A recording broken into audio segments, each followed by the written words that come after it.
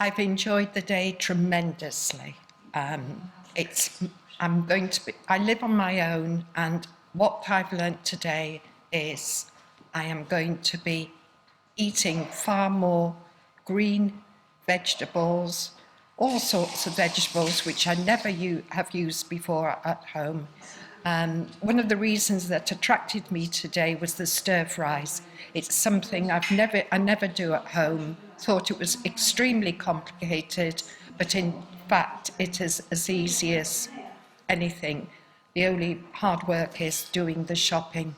Thoroughly enjoyed the tasting session, our lunch with hummus and all those vegetables, and it's totally brought me out of my comfort zone.